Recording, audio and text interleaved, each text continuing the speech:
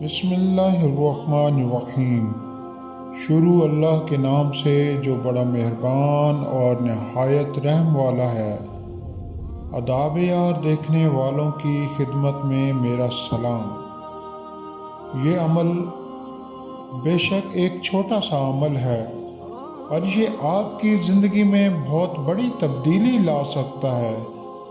اس کے بارے میں ہمارے پیارے آقا صلی اللہ علیہ وآلہ وسلم نے بیان فرمایا ہے، جس کی بدولت اس کے پورا ہونے میں کوئی شک نہیں ہے۔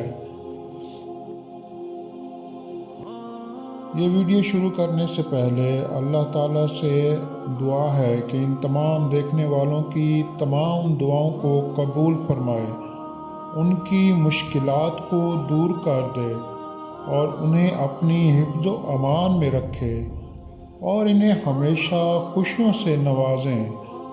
اللہ ان کی راہ میں رہنمائی فرمائے اور ان کو اپنا دوست بنا لے، ان کے دلوں کو نور سے بھر دیں اور انہیں اپنی راہ میں استقامت دیں۔ آمین۔ یہ وہ لمحے ہوتے ہیں جب آپ کسی کے دکھ درد میں شریک ہوتے ہیں، ان کی خوشیوں میں شامل ہوتے ہیں اور ان کو یقین دلاتے ہیں کہ وہ اکیلا نہیں ہے۔ یہ باتیں انسانیت کے اظہار کا راز ہوتی ہیں اور دلوں کو محبت، امید اور تسلی دینے کا ذریعہ بنتی ہیں۔ اللہ کا دوست بننے کے لیے آپ کو پہلے اس کی راہ میں گامزن ہونا ہوگا۔ آپ کو اس کے حکموں اور رضا کو اپنی زندگی کا مرکز بنانا ہوگا۔ ماہ رمضان شروع ہونے والا ہے۔ اپنے دل کو پاک اور مسکینوں کی مدد کے لیے کھولنا ہوگا۔ زندگی کے ہر شعبے میں اس کی اطاعت کرنے کی کوشش کرنی ہوگی۔ اپنی روزمرہ کی زندگی میں اللہ کے احکاموں اور اس کے رسول صلی اللہ علیہ وآلہ وسلم کی سنتوں کو اپنانے کی کوشش کرنی ہوگی اور بہترین طریقے سے دوسروں کے ساتھ اچھے اخلاق کا مظاہرہ کرنا ہوگا۔ ایسے عملیات اور اپنی نیک نیتوں سے آپ اللہ کے قریب ترین بن سکتے ہیں۔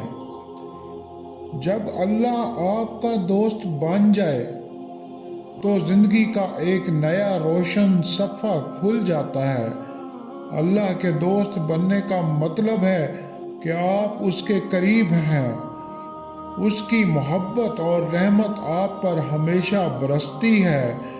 اللہ کے دوست کو اس کی رضا اور خوشنودی کی تلاش ہوتی ہے۔ وہ اس کے حکموں کو پورا کرنے کی کوشش کرتا ہے۔ اللہ کے دوست بن جانے کے بعد آپ کی زندگی معنی اور مقصد سے بھر جاتی ہے۔ جب مالک آپ کا دوست بن جاتا ہے تو آپ کو کس چیز کی ضرورت ہے؟ اب آپ کو کامیابی کا وہ عمل بتاتا ہوں جس سے آپ کی زندگی سنور جائے گی۔